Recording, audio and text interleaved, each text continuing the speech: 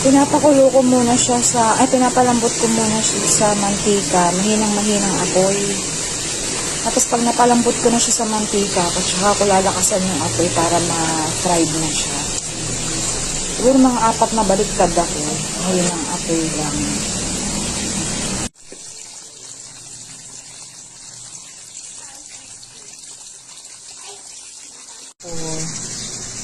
Ito na siya.